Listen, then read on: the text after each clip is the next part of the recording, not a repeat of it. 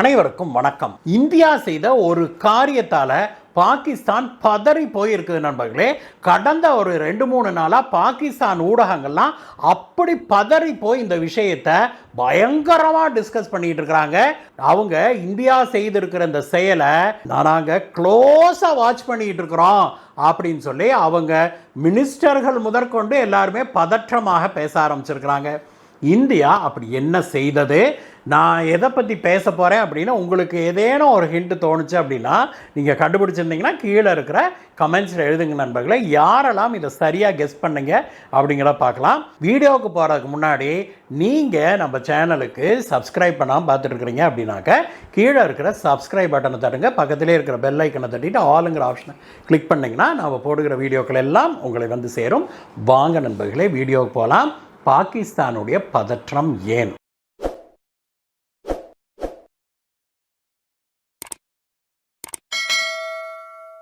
சில தினங்களுக்கு முன்பு இந்திய பாராளுமன்றத்தில் ஒரு சட்டம் ஒன்று நிறைவேற்றினாங்க நண்பர்களே. வழக்கம் போல எதிர்கட்சிகளாம் கியா மியான்னு கத்திட்டு ஆச்சா ஓச்சான்னு பேசிட்டு அவங்க வெளிநடப்பு செய்துட்டாங்க. ஆனால் சட்டம் நிறைவேற்றப்பட்டது இந்த அரசாங்கத்தால்.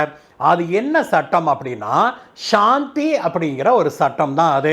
இந்த சட்டம் அப்படி என்ன ஒரு பயங்கரமான சட்டம், அதை கண்டு ஏன் பாகிஸ்தான் பதறுது அப்படிங்கிறதா இப்ப கேள்வியே எழுந்திருக்குது. இந்த சாந்தி அப்படிங்கிற சட்டத்தை இந்திய பாராளுமன்றத்தில் நிறைவேற்றினாங்க இல்லையா. இந்த சட்டம் அணு ஆயுதங்கள், அணு உலைகள் தொடர்பான ஒரு மிக முக்கியமான ஒரு அடிப்படை மாற்றத்தை செய்திருக்கிற சட்டம்.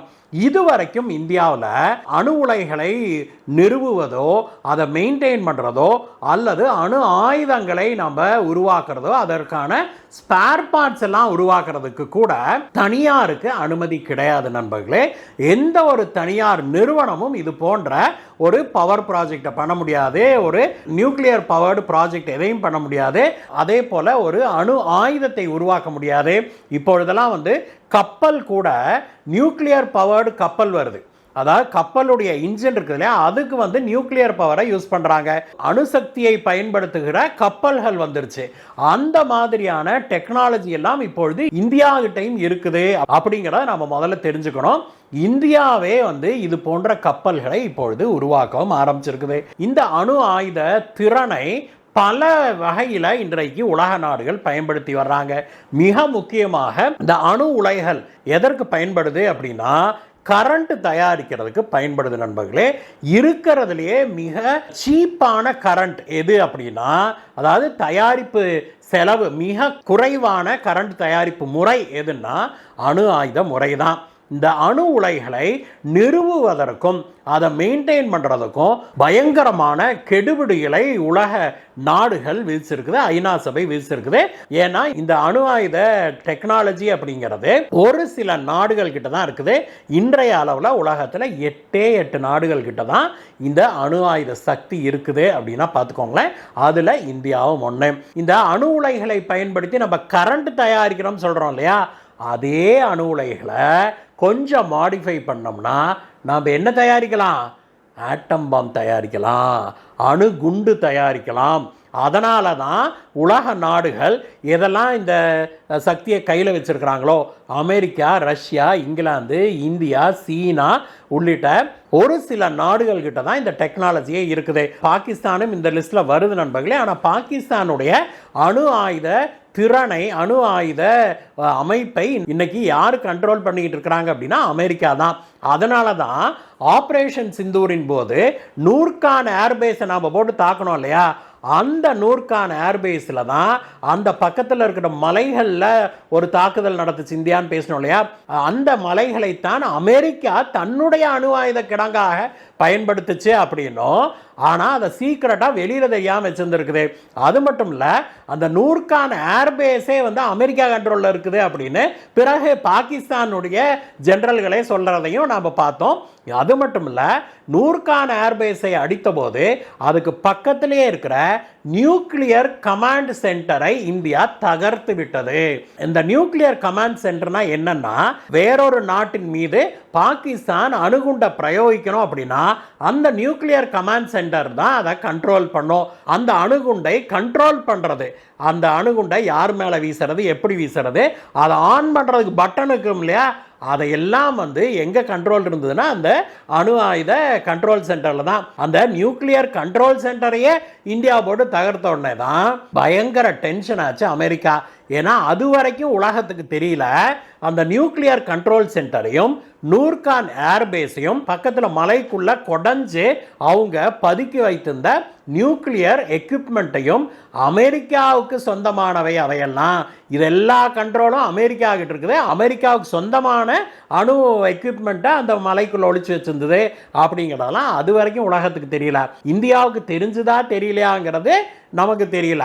ஆனா இந்திய விமானப்படை என்ன செஞ்சாங்க, இந்திய ராணுவம் என்ன செஞ்சது, பிரம்மோஸை போட்டு ஒரே தாக்கு, அதுகளை எல்லாம் மூணையும் போட்டு தகர்த்தாச்சு. இதுதான் அமெரிக்கா இந்தியாவின் மீது கொண்டிருக்கிற மிகப்பெரிய கோபம் அப்படிங்கிறாங்க. அதுவும் எந்த அளவுக்கு இன்னைக்கு செய்தி வெளியில வருதுன்னா, இந்த நூர்கான் ஏர்பேஸ்லையும் நியூக்ளியர் கமாண்ட் சென்டர்லையும் அமெரிக்கர்களே பணியாற்றினாங்க அப்படின்னும், இந்தியா செய்த தாக்குதல்ல குறைந்தபட்சம் 3-8 அமெரிக்கர்கள் அங்க இறந்துட்டாங்க அப்படின்னும் இப்பொழுது செய்திகள் கசிய ஆரம்பிச்சிருக்குது. இதுதான் இந்தியாவின் மீது அமெரிக்கா சினம் கொண்டதற்கு உண்மையான காரணம். மற்றதெல்லாம் ஒண்ணுமே இல்லை, அதெல்லாம் சும்மா வெளிவேஷத்துக்கு அப்படின்னு சொல்லி இன்னைக்கு சொல்றாங்க நண்பர்களே. இந்த மாதிரி இந்த நியூக்ளியர் கண்ட்ரோல் அப்படிங்கிறது ஒரு மிகப்பெரிய விஷயம். ஏன்னா அதை தனியாருக்கு கொடுத்தோம் அப்படின்னா அது தேவையில்லாத, இப்போ பாகிஸ்தானில் தீவிரவாதிகள் கைக்கு இது போயிருமோ அப்படிங்கிற ஒரு அச்சம் நிலவுது இல்லையா, அந்த மாதிரி ஆயிடக்கூடாது அப்படிங்கிறதுனால தான் உலக நாடுகள் அதை கண்ட்ரோல் பண்ணியிருக்கிறாங்க. இந்தியா இன்றைக்கு ஏற்றி இருக்கிற சட்டத்தில் இந்த அணு உலை தொடர்பான திறன் எல்லாவற்றையுமே, அதாவது இதுதான் அதுதான் லிமிட்லாம் கிடையாது, அணு உலைகள் உருவாக்குவதற்கு, நிறுவுவதற்கு, டிசைன் பண்ணுறதுக்கு, மெயின்டைன் பண்ணுறதுக்கு ஒன்று. அடுத்தது அணு ஆயுதங்களை தயாரிப்பதற்கு, அதற்கான ஸ்பேர் பார்ட்ஸ் தயாரிக்கிறதுக்கு, அதற்கு பிறகு அணுசக்தியை கொண்டு இயங்குகிற பிற விஷயங்களை, இப்போ அணுசக்தி கொண்டு இயங்குகிற கப்பல்கள், போர்க்கப்பல்கள், இதையெல்லாம் உருவாக்குறதுக்கு, இது எல்லாத்துக்குமே இனிமே இந்தியாவில் தனியார் நிறுவனங்களுக்கு அனுமதி உண்டு அப்படிங்கிறது தான் இந்த சட்டம். இந்த சட்டம் இயற்றினோடனே வழக்கம் போல நம்ம ஊர்ல இத்தாலியை தலைமையிடமாக கொண்ட அந்த குடும்பத்தோட கையில் இருக்கிற காங்கிரஸ் கட்சி இருக்குது இல்லையா, அது குய்யாமுய்யான் குதிச்சுக்கிட்டு அவங்க கூட சேர்ந்துக்கிட்டு நம்ம ஊர் திமுகவும் பிற கட்சிகளும் பார்லிமெண்ட்ல ஐயோ ஐயோ போச்சே போச்சேன்னு கதறினதெல்லாம் நம்ம பார்த்தோம். இவங்க இந்த சட்டம் வந்துடக்கூடாதுன்னு ஒரு பக்கம் கதறிட்டு இருக்கிறாங்கன்னா, இதை விட மிகப்பெரிய அளவில் பாகிஸ்தான் கதறான். இப்ப எல்லாம் ஒரு விஷயத்தை கவனிச்சிங்கன்னா நண்பர்களே, நம்ம நாட்டில் இந்த எதிர்கட்சிகள், குறிப்பாக அந்த இண்டி கூட்டணி இருக்குது இல்லையா, இந்த கூட்டணியை சேர்ந்த கட்சிகள் தீவிரமாக ஒரு விஷயத்தில் அரசாங்கத்தை எதிர்க்கிறாங்க அப்படின்னா, இவங்களை விட தீவிரமா அதே விஷயத்தை பாகிஸ்தான்ல எதிர்க்கிறாங்க, பங்களாதேஷ்ல எதிர்க்கிறாங்க. அப்போ இவர்களுக்குள்ள ஒரு டைப் இருக்குதோ அப்படிங்கிற ஒரு ஐயப்பாடலாம் இன்றைக்கு எழ ஆரம்பிச்சிருக்குது. இந்த விஷயத்திலையும் அப்படித்தான். இவங்க என்னத்துக்காக குதிச்சாங்க அப்படிங்கிறதுக்கெல்லாம் அப்பாற்பட்டு பாகிஸ்தான் எதற்காக டென்ஷன் ஆயிருக்குது அப்படின்னா, பாகிஸ்தான் அமைச்சர்கள் சொல்லுகிற காரணமே இப்படி அணுசக்தியை பயன்படுத்துவதற்கு, அணு ஆயுதங்களை உருவாக்குவதற்கு தனியாருக்கு இந்தியா அனுமதி கொடுத்ததுன்னா அது யார் கைக்கு வேணா போகலாம், அப்போ பாகிஸ்தானுக்கு இது மிகப்பெரிய ஆபத்தாக முடிஞ்சிடும் அப்படின்னு சொல்லி பாகிஸ்தான் சொல்லுது. அதாவது ஆடு நனைதேன்னு ஓனா அழுதுதான். அந்த மாதிரி இந்தியாவில் ஒரு சட்டத்தை ஏற்றுனா பாகிஸ்தானுக்கு ஏன் வலிக்குது? பாகிஸ்தானுக்கு வலிக்கும் போதெல்லாம் இந்தியாவுடைய இண்டி கூட்டணிக்கு ஏன் வலிக்குது? பங்களாதேஷுக்கு வலிக்கும் போதெல்லாம் இந்தியாவுடைய இண்டி கூட்டணி ஏன் கதறுது? இந்த கேள்விக்கான பதில் அவங்களுக்கு தான் தெரியும். சரி நண்பர்களே, பாகிஸ்தான் எதற்கு இப்படி கதறுது அப்படிங்கிற நாம் தெரிஞ்சுக்கிட்டோம் இல்லையா.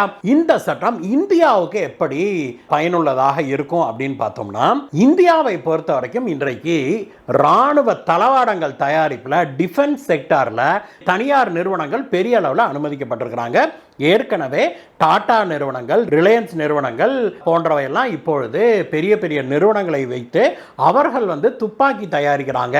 ராணுவத்துக்கு தேவையான விஷயங்களை தயாரித்து கொடுக்குறாங்க. சென்னையில் கூட ஒரு ட்ரோன் கம்பெனி இருக்குது. அவங்க வந்து ட்ரோன்களை தயாரித்து இந்திய ராணுவத்துக்கு கொடுப்பதாக செய்திகள் வெளிவந்திருக்குது. இதெல்லாம் வந்து கொஞ்சம் ஹை சீக்ரெட்டாக வச்சிருக்கிறதுனால எந்த நிறுவனம் என்ன பண்ணுறாங்க, என்ன மாதிரியான ட்ரோனை கொடுக்குறாங்க, இதெல்லாம் வந்து அவ்வளவு எளிதில் செய்தி வெளியில் வராது. இந்திய நிறுவனங்கள் பலவும் இப்பொழுது ட்ரோன் தயாரிப்பில் ஈடுபட்டிருக்கிறாங்க. அதுவும் தாக்குதல் மற்றும் சர்வே ட்ரோன்களை இந்திய முப்படைகளும் பயன்படுத்துகிற அளவுக்கு பல நிறுவனங்கள் இன்றைக்கு தயாரிச்சுக்கிட்டு இருக்கிறாங்க நண்பர்களே. அதையெல்லாம் இவால்வேட் பண்ணி நம்மளுக்கு எது சூட் ஆகுமோ, நம்ம படைகளுக்கு எது சூட் ஆகுமோ அதை இந்திய படைகள் அதை வாங்கி கொண்டு தான் இருக்கிறாங்க. இது மட்டுமல்ல, ஸ்பேஸ் டெக்னாலஜியில் கூட விண்வெளி ஆராய்ச்சி, விண்வெளிக்கு ராக்கெட் அனுப்புறது முதற்கொண்டு, சேட்டலைட் அனுப்புறது முதற்கொண்டு அதுலேயும் கூட இப்பொழுது தனியாருக்கு அனுமதி வழங்கப்பட்டு அதில் ஒரு சென்னை நிறுவனமும் கூட பிரமாதமாக ராக்கெட் தயாரிப்பில் ஈடுபட்டிருக்கிறத பார்க்குறோம். இதே போல தான் இன்றைக்கு எல்லா துறைகளிலையும் இப்பொழுது தனியாருக்கு அனுமதி வழங்கப்படுது. தனியார் நிறுவனங்கள் உள்ள வரும்போது அதில் எஃபிஷியன்சி வரும் அப்படிங்கிறத நாம் தெளிவாக கண்கூடாக ஒவ்வொரு விஷயத்திலையும் பார்க்குறோம். பிஎஸ்என்எல்ல எப்படி பணியாளர்கள் செயல்படுறாங்க, அதே சமயத்தில் தனியார் தொலைபேசி நிறுவனங்களில் எப்படி செயல்படுறாங்க அப்படிங்கிற ஒரு வித்தியாசத்தை பார்த்தோம்னாலே நமக்கு தெரியும் நண்பர்களே. கவர்மெண்ட் பஸ்ஸில் போகிறதுக்கும் தனியார் பஸ்ஸில் போகிறதுக்கும் உள்ள வித்தியாசம்தான். அதற்காகத்தான் இன்றைக்கு சாந்தி அப்படிங்கிற இந்த பிரத்யேகமான சட்டத்தையும் இந்திய அரசாங்கம் நிறைவேற்றியிருக்குது. இந்த சட்டம் பாகிஸ்தான் வயிற்றுல புளிய கரைச்சிருக்குது அப்படிங்கிறதான் உண்மை. இந்த வீடியோவை பற்றிய உங்களுடைய கருத்துக்களை சொல்லுங்கள் நண்பர்களே. மீண்டும் உங்களை வேறு வீடியோ சந்திக்கிறேன். Bye bye.